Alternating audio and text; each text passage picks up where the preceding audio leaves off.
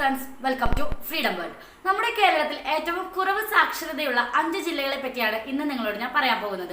അപ്പോൾ നമുക്ക് വീഡിയോയിലേക്ക് പോകാം. 5. തിരുവനന്തപുരം. അനന്തപുരി എന്നറിയപ്പെടുന്ന ഈ നഗരത്തിൽ 93.2% സാക്ഷരതയാണ് ഉള്ളത്. നിത്യഹരിത നഗരം എന്നാണ് തിരുവനന്തപുരത്തെ വിശേഷിപ്പിച്ചിട്ടുള്ളത്. തിരുവനന്തപുരം ഒരു പ്രമുഖ വിദ്യാഭ്യാസ കേന്ദ്രമാണ്. കേരള സർവകലാശാലയുടെ ആസ്ഥാനം ഇവിടെയാണ്. ഇവിടുത്തെ മെഡിക്കൽ കോളേജ് ഇന്ത്യയിലെ തന്നെ പ്രമുഖമായ ഒരു സ്ഥാപനമാണ്. കേരളത്തിലെമ്പാടും എന്ന പോലെ തന്നെ ഇവിടെയും 3 തരം സ്കൂളുകളുണ്ട്. ബഹിരാകാശ ശാസ്ത്രം, വിവര സാങ്കേതിക വിദ്യ, ജൈവ സാങ്കേതിക വിദ്യ തുടങ്ങി വിവിധ മേഖലകളിൽ ഗവേഷണ വികസന പ്രവർത്തനങ്ങൾ ഇവിടെ നടക്കുന്നു. 4. ഇടുക്കി. കേരളത്തിന്റെ മധ്യഭാഗത്തായി സ്ഥിതി ചെയ്യുന്ന ഒരു ജില്ലയാണ് ഇടുക്കി. കേരളത്തിലെ ഏറ്റവും വലിയ ജില്ലയാണ് ഇത്. സുഗന്ധവ്യഞ്ജനങ്ങളുടെ കലവറ എന്ന് ഇവിടെ അറിയപ്പെടുന്നു. ഇവിടെ 91.99% സാക്ഷരതയാണ് ഉള്ളത്. വിനോദസഞ്ചാര മേഖലയാണ് എടുത്തു പറയേണ്ട മറ്റൊരു സവിശേഷത. ജില്ലയിൽ ആകെ 2 നഗരസഭകളാണ് ഉള്ളത്.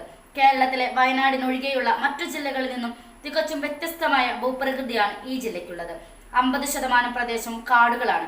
കേരളത്തിലെ ഏറ്റവും പ്രകൃതി രമണീയമായ ജില്ലകളിൽ ഒന്നാണ് ഇടുക്കി. 3. കാസർഗോഡ്. സപ്തഭാഷാ സംഗമഭൂമി എന്നറിയപ്പെടുന്ന കാസർഗോഡിൽ 90.09% സാക്ഷരതയാണ് ഉള്ളത്. കേരളത്തിന്റെ ഏറ്റവും വടക്കു ഭാഗത്തുള്ള ജില്ലയാണ് കാസർഗോഡ്. 1984 മെയ് 24 ഈ ജില്ല രൂപീകൃതമായത്. അതിനു മുമ്പ് ഈ വിഭാഗം കണ്ണൂർ ജില്ലയുടെ ഭാഗമായിരുന്നു. മതസൗഹാർദ്ദത്തിന് പേരുകേട്ട നാടാണ് ഇവിടെ. ചെറുതും വലുതുമായ നിരവധി കോട്ടകൾ കാസർഗോഡ് ജില്ലയുടെ പ്രത്യേകതയാണ്. സാക്ഷരതയിൽ 12ാം സ്ഥാനത്താണ് കാസർഗോഡ് നിൽക്കുന്നത്. ഒരുപാട് വിദ്യാഭ്യാസ സ്ഥാപനങ്ങളും ഗവേഷണ കേന്ദ്രങ്ങളും ഇവിടെ നിലവിലുണ്ട്. 2. പാലക്കാട്. കേരളത്തിലെ പ്രധാന വിദ്യാഭ്യാസ കേന്ദ്രങ്ങളിൽ ഒന്നായ ഇവിടുത്തെ സാക്ഷരത 89.31%. വിവിധ തലത്തിലുള്ള വിദ്യാഭ്യാസത്തിന് വേദിയൊരുക്കുന്ന പ്രമുഖ വിദ്യാഭ്യാസ സ്ഥാപനങ്ങൾ ഇവിടെയുണ്ട്. ഭാരതപ്പുഴയുടെ കൈവഴികളായ കണ്ണാടിപ്പുഴയും കൽപ്പാത്തിപ്പുഴയും പാലക്കാടിന്റെ ഇരുവശത്തു കൂടെയും ഒഴുകുന്നു. പാലക്കാടൻ ഭാഷ സങ്കര ഭാഷയാണ്.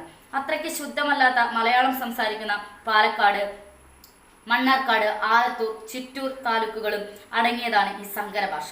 തെലുങ്ക് മാതൃഭാഷയായ നെയ്ത്തുകാർ ചിറ്റൂർ പ്രദേശത്തുണ്ട്. 1. വയനാട്. പണ്ട് മുതലേ വയനാട്ടിൽ വിദ്യാഭ്യാസത്തിനാണ് ഏറ്റവും കുറഞ്ഞ മുൻഗണന നൽകുന്നത്.